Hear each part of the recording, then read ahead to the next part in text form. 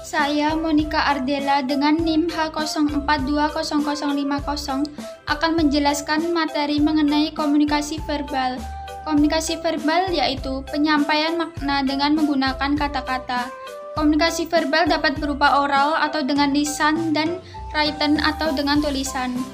Ada dua unsur dalam komunikasi verbal. Yang pertama kata, yaitu lambang terkecil dari bahasa, dan yang kedua ada bahasa, yaitu sistem lambang yang memungkinkan orang berbagi makna. Ada 3 teori yang membicarakan sehingga orang bisa memiliki kemampuan berbahasa. Yang pertama ada operant conditioning theory oleh B.F. Skinner, yaitu adanya unsur rangsangan atau stimulasi serta tanggapan atau respons. Contohnya, anak-anak mengetahui bahasa karena ia diajarkan oleh kedua orang tuanya, sehingga anak-anak bisa meniru apa yang diucapkan oleh orang lain. Yang kedua ada cognitive theory oleh Noam Chomsky, yaitu kemampuan berbahasa yang ada pada manusia adalah pembawaan biologis yang dibawa dari lahir. Yang ketiga ada mediating theory oleh Charles Osgood, yaitu manusia dalam mengembangkan kemampuan berbahasa tidak saja bereaksi terhadap rangsangan atau stimulus yang diterima dari luar, tetapi juga dipengaruhi oleh proses internal yang terjadi dalam dirinya sendiri. Aneka bentuk komunikasi verbal. Yang pertama, pengirim pesan ada dengan cara menulis dan berbicara. Yang kedua dengan menerima pesan, yaitu dengan membaca dan mendengar. Media komunikasi verbal ada 2. Yang pertama, media verbal tradisional, yaitu bentuk komunikasi yang tidak tergantung pada penggunaan komputer. Contohnya seperti diskusi tatap muka, telepon, memo, surat kabar, dan lain sebagainya. Yang kedua ada media komunikasi melalui komputer, yaitu bentuk komunikasi yang tergantung pada penggunaan komputer seperti internet, email, voicemail, message, dan lain sebagainya. Aspek-aspek komunikasi verbal. Yang pertama, vocabulary, yaitu perbendaharaan kata. Komunikasi tidak akan efektif bila pesan disampaikan dengan kata-kata yang tidak dimengerti oleh lawan bicara. Yang kedua ada racing atau kesempatan. Komunikasi akan lebih efektif dan sukses bila kecepatan bicara dapat diatur dengan baik, tidak terlalu cepat atau tidak terlalu lambat. Yang ketiga ada intonasi suara. Intonasi suara mempengaruhi arti pesan secara dramatik, sehingga pesan akan menjadi lain artinya bila diucapkan dengan intonasi suara yang berbeda. Yang nomor 4 ada humor. Humor merupakan satu-satunya selingan dalam berkomunikasi agar komunikasi tidak canggung. Yang kelima ada singkat dan jelas. Komunikasi akan efektif bila disampaikan secara singkat dan jelas, langsung pada pokok permasalahannya sehingga lebih mudah dimengerti oleh lawan bicara. Yang terakhir ada timing atau waktu yang tepat. Hal kritis yang perlu diperhatikan bila seseorang bersedia untuk berkomunikasi, artinya dapat menyediakan waktu untuk mendengar atau memperhatikan apa yang disampaikan oleh komunikan. Keterbatasan bahasa. Keterbatasan bahasa ada 4 macam. Yang pertama, keterbatasan jumlah kata yang tersedia untuk mewakili objek. Yang kedua, kata-kata yang bersifat ambigu dan kontekstual. Yang ketiga, kata-kata yang mengandung bias budaya. Yang terakhir ada percampur adukan antara fakta, penafsiran, dan penilaian.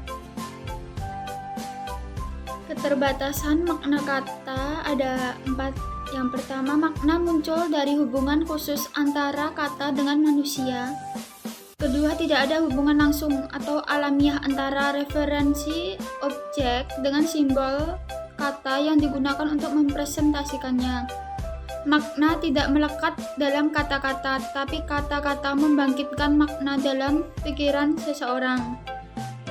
Makna dapat dikelompokkan menjadi 2. Yang pertama, makna konotatif, yaitu makna di luar rujukan atau objektif. Yang kedua, makna denotatif, yaitu makna yang sebenarnya atau faktual. Materi selanjutnya adalah fungsi dan hambatan pesan verbal. Pesan verbal adalah semua jenis simbol yang menggunakan satu atau lebih kata yang dilakukan secara sadar untuk berhubungan dengan orang lain secara lisan. Bahasa dianggap sebagai sistem kode verbal. Bahasa verbal menggunakan kata-kata yang merepresentasikan berbagai aspek realitas individual kita. Fungsi pesan verbal menurut Larry Barker dalam Mulyana 2005 ada 3. Yang pertama, fungsi penamaan adalah usaha mengidentifikasi objek, tindakan, atau orang dengan menyebut namanya sehingga dapat dirujuk dalam komunikasi. Yang kedua, ada fungsi interaksi adalah menekankan pada gagasan dan emosi yang dapat mengundang simpati dan pengertian atau kemarahan dan kebingungan. Yang ketiga, ada fungsi transmisi informal, yaitu penyampaian, pertukaran, dan penerimaan informasi, menghubungkan masa lalu, masa kini, dan masa depan, serta memungkinkan kesinambungan dengan budaya dan tradisi. Tujuan atau fungsi pesan verbal ada nama sebagai simbol, yaitu nama diri adalah dimensi pertama fungsi bahasa. Seringkali orang memberi nilai lebih tinggi pada nama-nama tertentu karena dipandang memiliki kesan yang baik. Nama diri dapat meningkatkan kepopuleran yang dapat mendatangkan keberuntungan atau hoki. Bahasa konteks tinggi dan konteks rendah. Sifat komunikasi konteks tinggi ada kebanyakan pesan bersifat implisit, tidak langsung, tidak terus terang, dan lebih terampil membaca pesan nonverbal. Yang kedua, ada sifat komunikasi konteks rendah, yaitu ada pesan verbal dan eksplisit, gaya bicara langsung, lugas, dan terus terang, mengatakan apa yang dimaksud dan memaksudkan apa yang mereka katakan. Hambatan pesan verbal yang pertama ada polarisasi, yaitu kecenderungan melihat dunia dalam bentuk lawan kata dan menguraikannya dalam bentuk ekstrim. Contoh, tinggi menjadi rendah, baik menjadi buruk. Kesalahan polarisasi sering disebut kesalahan salah satu. Penyelesaiannya dapat dengan berhati-hati, jangan sampai percaya bahwa seseorang atau kelompok hanya terdiri dari dua kubu yang berlawanan secara ekstrim. Contohnya kelompok pro dan kontra. Bisa saja kelompok pro pada isu tertentu dan kelompok kontra pada isu-isu yang lain. Yang kedua ada orientasi intensional dan ekstensional. Orientasi intensional adalah kecenderungan melihat manusia, objek, dan kejadian dengan ciri yang melekat pada mereka. Contohnya ketika seorang presenter tampil dengan busana yang tidak menarik, maka komunikan akan menilai bahwa presentasinya pun tidak menarik.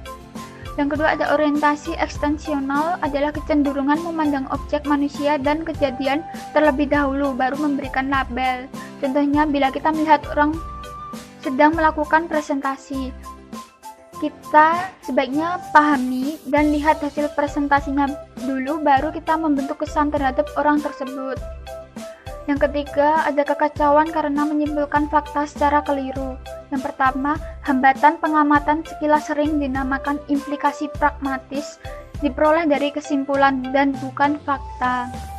Pernyataan faktual hanya bisa dibuat setelah pengamatan, terbatas pada apa yang diamati, hanya dapat dibuat oleh pengamatnya, hanya dapat mengenai hal yang telah lalu atau sekarang, mendekati kepastian, dapat dibandingkan dengan standar yang bisa diperiksa. Kedua ada pernyataan inferensial, yaitu dapat dibuat sembarang waktu, melampaui apa yang diamati, dibuat oleh siapapun, dapat mengenai masa lalu, sekarang, dan yang akan datang, mengandung probabilitas tertentu, tidak bisa dibandingkan dengan standar yang bisa diperiksa. Selanjutnya ada potong kompas atau bypassing, yaitu merupakan kesalahan evaluasi di mana orang gagal mengkomunikasikan makna yang mereka maksudkan. Terjadi bila pengirim pesan dan penerima pesan saling menyalahartikan makna pesan mereka. Potong kompas bisa terjadi dalam dua bentuk. Yang pertama, menggunakan kata-kata yang berbeda namun memberi makna yang sama. Yang kedua, dua orang menggunakan kata yang sama tetapi maknanya berbeda. Sebenarnya mereka tidak sependapat. Mencari makna harus pada diri orang tersebut, bukan pada kata-katanya. Karena kata tidak memiliki makna, makna ada pada diri manusia. Yang kelima, kesemuaan. Kita melihat objek, kejadian, atau orang atas dasar yang terbatas, namun kita menyimpulkan bagaimana rupa keseluruhannya. Dalam situasi konflik, kesemuaan dapat menimbulkan defensif. Contoh, dengan menggunakan kata-kata selalu. Kamu selalu datang terlambat. Hal tersebut menyebabkan lawan bicara menjadi salah paham akan kata selalu tersebut. Yang keenam, evaluasi statis terjadi apabila kita membuat abstraksi atau ringkasan tentang sesuatu atau seseorang atau kejadian di mana pernyataan ringkasan itu bersifat statis dan tidak berubah. Padahal pada realitasnya objek atau orang itu pasti berubah. Meskipun semua orang berpendapat bahwa semua hal berubah, namun yang menjadi pertanyaan adalah, adakah tindakan atau perilaku kita menunjukkan bahwa kita memang mengetahuinya dan berubah sesuai irama perubahan? Yang ketujuh adalah indiskriminasi. Indiskriminasi terjadi bila kita memusatkan perhatian pada kelompok orang, benda, atau kejadian dan tidak mampu melihat bahwa masing-masing bersifat unik atau khas yang perlu dicermati secara individual. Salah evaluasi merupakan inti dari indiskriminasi atau stereotip, yakni gambaran mental yang menetapkan tentang kelompok tertentu yang kita anggap berlaku untuk setiap anggota kelompok tersebut tanpa memperhatikan suatu kekhasan atau ciri unik yang bersangkutan. Halo, Assalamualaikum warahmatullahi wabarakatuh. Saya Lintang Mukti Penastri dengan NIM H04200042 akan sedikit memberi gambaran dan penjelasan mengenai komunikasi nonverbal. Kita semua tentu tahu bahwa komunikasi nonverbal merupakan suatu bentuk proses komunikasi di mana pesan disampaikan tanpa menggunakan kata-kata. Contoh pengaplikasian dari komunikasi nonverbal adalah penggunaan bahasa isyarat yang dilakukan oleh suatu individu seperti gerakan jari dan bahasa tubuh seperti gerak-gerik seseorang. Kemudian masuk dalam karakteristik komunikasi nonverbal. Yang pertama itu memiliki sifat berkesinambungan. Yang kedua, kaya dalam makna yang mana bisa menimbulkan multitafsir sehingga memicu timbulnya kebingungan dari lawan komunikan. Yang ketiga, menyampaikan emosi. Keempat, dikendalikan oleh norma-norma dan peraturan mengenai kepatutan. Dan yang kelima, terikat pada budaya. Cara untuk membaca bahasa tubuh seseorang. Yang pertama itu, kita dapat melakukan dengan memperhatikan wajah dari lawan bicara kita. Yang kedua, kita dapat memperhatikan postur atau gerak-gerik dari lawan bicara kita. Dan yang ketiga, kita dapat memperhatikan lengan dari lawan bicara. Nah, komunikasi nonverbal ini memiliki sifat isyarat. Yang pertama, tidak universal tetapi terikat budaya. Yang kedua, bersifat spontan. Yang ketiga, bersifat ambigu. Dan yang keempat, berlangsung secara cepat. Bentuk dari komunikasi nonverbal yang pertama itu ada komunikasi visual. Komunikasi visual ini dapat berupa gambar dan simbol. Yang kedua, komunikasi sentuhan yang mana dilakukan melalui sentuhan dengan maksud menyampaikan tujuan tertentu. Yang ketiga, komunikasi penciuman, yang mana pesan disampaikan melalui aroma yang dapat dihirup oleh indera penciuman manusia. Keempat, komunikasi gerakan tubuh. Gerakan tubuh dilakukan untuk mewakilkan kata yang tidak dapat diucapkan. Lalu, komunikasi lingkungan. Lingkungan dapat mewakilkan pesan tertentu bagi orang yang melihatnya. Selanjutnya, komunikasi penampilan. Penampilan sebagai bentuk komunikasi yang dapat menyampaikan sebuah pesan kepada siapa yang melihatnya. Komunikasi cita rasa adalah yang terakhir, yang mana pesan disampaikan melalui sebuah rasa dari suatu hidangan atau minuman. Lalu, masuk dalam materi fungsi komunikasi. Fungsi dari komunikasi yang pertama adalah mengatur interaksi, yang mana mengelola interaksi yang kurang jelas dapat didukung melalui komunikasi nonverbal. Yang kedua, melengkapi informasi.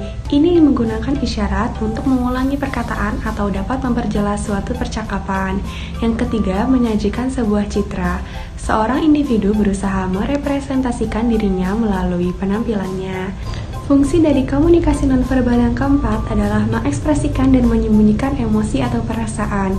Seorang individu dapat menggunakan perilaku nonverbal untuk menutupi perasaan yang sebenarnya sedang ia alami. Kemudian masuk dalam jenis-jenis komunikasi nonverbal.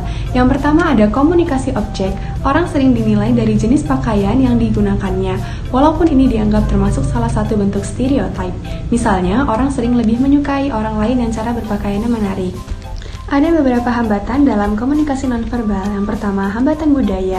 Terjadi karena simbol-simbol yang diberikan saat mengirimkan pesan nonverbal berbeda makna dengan budaya penerima pesan. Cara mengatasinya adalah dengan mengembangkan sikap empati. Kedua, ada hambatan psikologis, yaitu hambatan yang terjadi karena adanya perbedaan nilai-nilai serta harapan yang berbeda antara pengirim dan penerima. Cara mengatasinya adalah dengan berpikiran terbuka. 3. Ada hambatan persepsi, yakni hambatan yang diakibatkan karena simbol-simbol yang digunakan berbeda maknanya dengan yang dipahami oleh pemberi pesan. Cara mengatasinya adalah berada di posisi netral. Maka, sekian penyampaian yang dapat saya sampaikan. Saya Lintang Mukti Pinastri dan terima kasih. Oke teman-teman, kali ini kita akan membahas mengenai komunikasi interpersonal. Nah, sebagai makhluk sosial, kita tak akan pernah lepas dari hubungan antara individu maupun dengan kelompok. Karena dengan adanya hubungan serta komunikasi akan membawa diri kita menjadi lebih paham dan mengerti dengan diri kita sendiri maupun dengan orang lain. Nah, hubungan dan komunikasi tersebut tentunya akan memberikan banyak manfaat yang tentunya akan sangat berguna bagi kehidupan kita sehari-hari. Nah, sebenarnya apa yang dimaksud dengan komunikasi interpersonal? Jadi, komunikasi interpersonal adalah sebuah proses komunikasi yang berlangsung antara dua orang atau lebih dengan cara bertatap muka. Komunikasi interpersonal terjadi saat kita berkomunikasi bukan hanya sekedar menyampaikan pesan dan maksud, tetapi juga menentukan kadar hubungan interpersonal. Lalu, faktor apa aja sih yang mempengaruhi hubungan interpersonal itu? Nah, di sini ada dua faktor yang mempengaruhi hubungan interpersonal, yaitu faktor internal dan juga faktor eksternal. Nah, faktor internal itu terdiri dari kebutuhan berinteraksi dan juga pengaruh perasaan. Kita sudah sangat paham ya teman-teman bahwa manusia adalah makhluk sosial, di mana kita tidak bisa hidup tanpa bantuan orang lain. Nah, di sini pentingnya kita berinteraksi dengan orang lain. Selain itu, ketika perasaan kita merasa sedang senang, maka akan mudah berinteraksi dengan orang lain dibandingkan ketika kita sedang memiliki perasaan yang negatif. Nah, selanjutnya kita akan masuk ke faktor eksternal ya. Dalam faktor eksternal ini terdapat faktor kedekatan manusia. Nah, manusia akan lebih mudah berinteraksi dengan orang lain yang berdekatan secara geografis, seperti dalam satu lingkungan yang sama. Selanjutnya, ada daya tarik fisik. Nah, baik lelaki maupun perempuan akan lebih tertarik kepada mereka yang memiliki kepribadian yang menyenangkan dan juga akan membuat merasa nyaman. Selanjutnya, adanya persamaan. Persamaan seperti hobi, gaya hidup, dan lain sebagainya akan mempengaruhi hubungan interpersonal dengan orang lain. Selanjutnya, yaitu adanya kemampuan. Umumnya manusia akan lebih tertarik dengan orang lain yang memiliki kemampuan di atas kita, karena di situ kita akan lebih banyak belajar tentang banyak hal. Nah, dan yang terakhir adanya kesukaan secara timbal balik. Nah, selanjutnya kita akan membahas mengenai ciri-ciri komunikasi interpersonal. Ciri-ciri komunikasi interpersonal yaitu adanya sikap keterbukaan, adanya rasa empati, adanya dukungan, saling berpikiran positif, dan terakhir adanya kesetaraan dan kesamaan antar pribadi. Selanjutnya, kita akan membahas mengenai fungsi dan tujuan komunikasi interpersonal. Fungsi dan tujuan dari komunikasi interpersonal yaitu ada beberapa hal ya teman-teman. Yang pertama, kita akan memenuhi kebutuhan sosial dan psikologis manusia. Yang kedua, kita dapat mengembangkan dan membiasakan diri untuk mengembangkan kesadaran diri kita. Yang ketiga, kita dapat menetapkan hubungan dan konsisten hubungan dengan orang lain, sehingga kita dapat berhubungan dengan orang lain dengan baik, berdasarkan pengalaman pribadi kita. Selain itu, kita juga dapat berhubungan dengan orang lain berdasarkan pengalaman atau melalui percakapan bersama dengan mereka. Yang keempat, kita memperoleh banyak informasi yang akurat dan tepat waktu dalam membuat keputusan yang efektif. Dan yang terakhir, kita dapat memengaruhi atau dipengaruhi oleh orang lain. Teman-teman, kita sudah membahas tentang komunikasi interpersonal. Nah, selanjutnya kita akan membahas mengenai komunikasi antar pribadi dan manajemen konflik. Komunikasi antar pribadi merupakan interaksi tatap muka antara dua orang atau beberapa orang di mana pengirim dapat menyampaikan pesan secara langsung dan penerima dapat menerima pesan dan menanggapi secara langsung. Komunikasi ini dapat berlangsung dengan cara kontak, perkenalan, hubungan pertemanan, konflik, hingga menimbulkan perpecahan.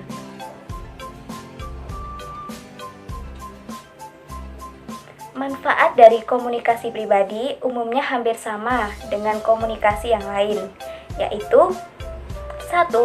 Memberi dan mengumpulkan informasi. Yang kedua, membuat kontak dan mempertahankan hubungan. Yang ketiga, mengekspresikan kebutuhan pribadi dan memahami kebutuhan orang lain. Yang keempat, membuat keputusan dan menyelesaikan masalah. Nah, dan yang terakhir, kita dapat memberi dan menerima dukungan emosional dari orang lain.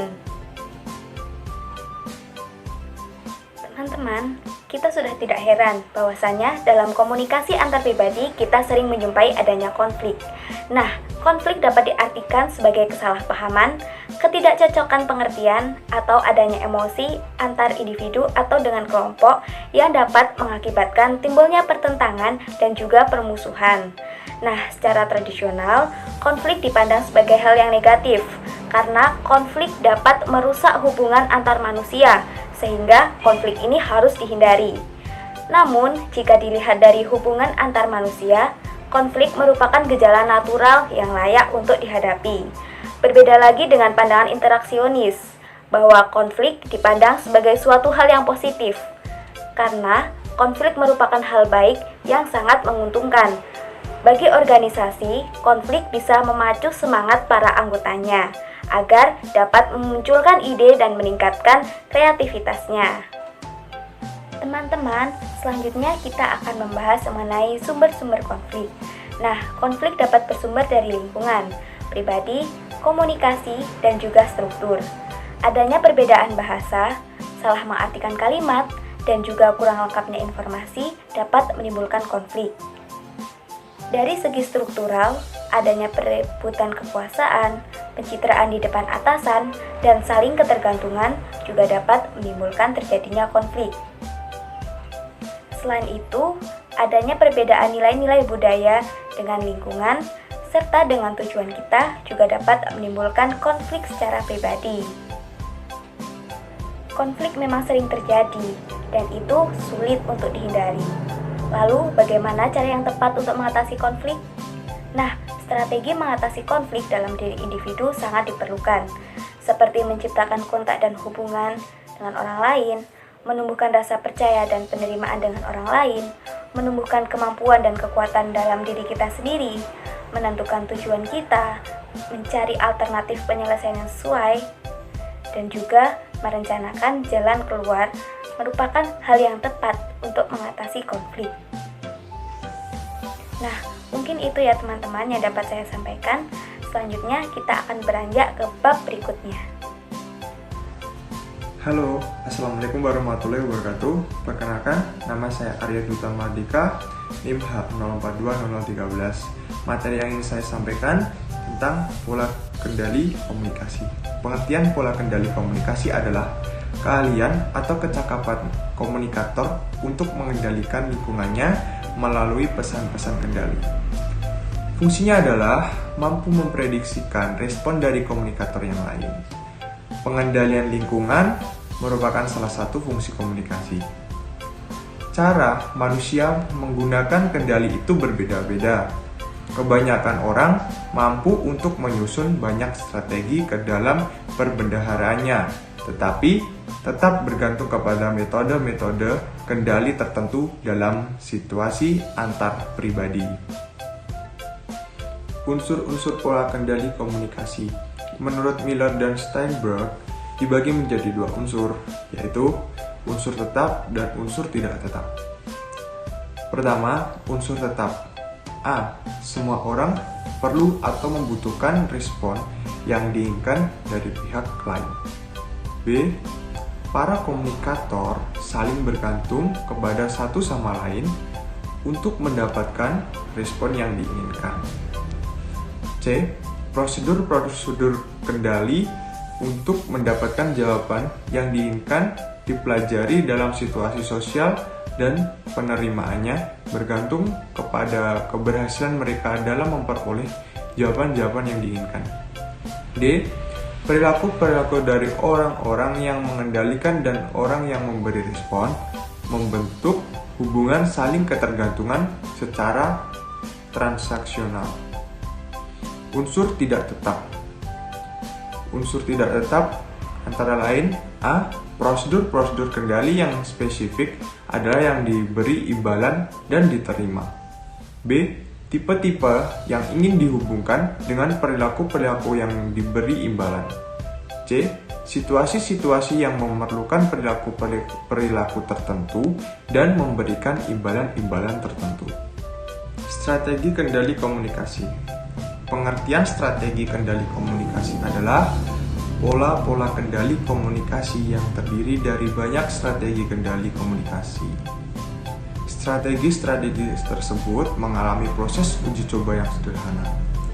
Strategi yang berhasil diterapkan di suatu lingkungan menjadi tidak cocok bila diterapkan pada lingkungan yang berbeda. Oleh karena itu, komunikator bisa saja meninggalkannya atau disimpan untuk digunakan di kesempatan yang lain. Macam-macam strategi kendali komunikasi menurut Miller dan Steinberg. Strategi kendali komunikasi dapat dibedakan menjadi 5, yaitu Wortel Teruntae. Berisikan pemberian imbalan oleh komunikator yang diberikan pada pihak lain.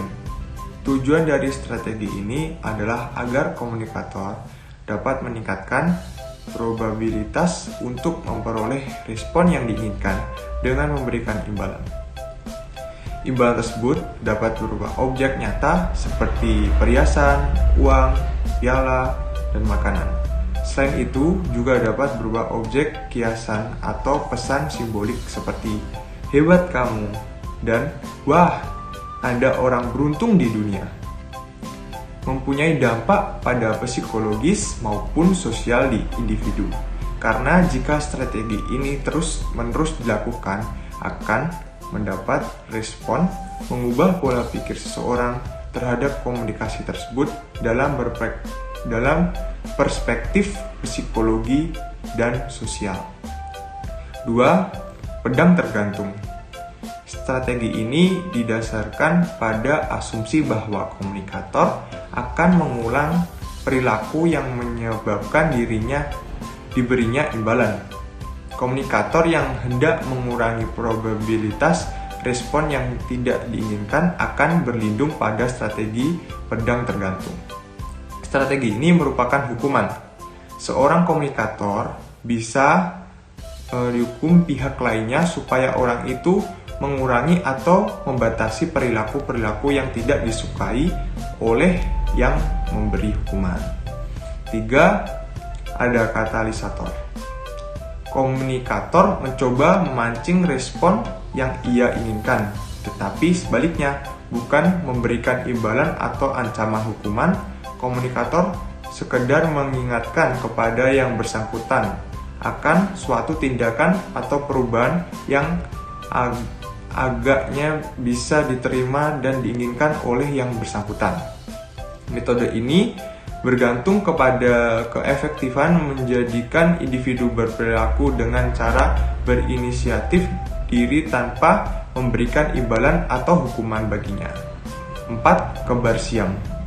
Strategi kembar siam atau Siamese twin strategis yaitu strategi yang digunakan terhadap hubungan yang sudah terbentuk dengan baik antara komunikator dengan cara mereka selalu bersama-sama.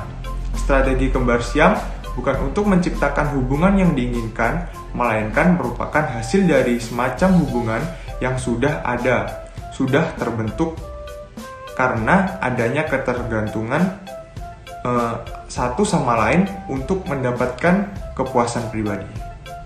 5. Dunia khayal. Strategi dunia khayal, strategi ini bisa disebut Fairyland strategis, mengendalikan pada ilusi atau khayalan pada perasaan-perasaan yang ditimbulkan sendiri. Khayalan-khayalan ini dapat memberikan semacam ketenangan dari perasaan cemas, tetapi memiliki dasar realitas yang tidak seberapa dan tidak cukup untuk menggantikan kendali yang sebenarnya. Strategis khayalan tidak mampu untuk menerima batasan-batasan kemampuannya sendiri untuk memperoleh responsi yang diinginkan. Orang-orang seperti itu hidup sebagai penghayal total, lari dari kenyataan. Sekian yang dapat saya sampaikan. Saya mewakili kelompok ini.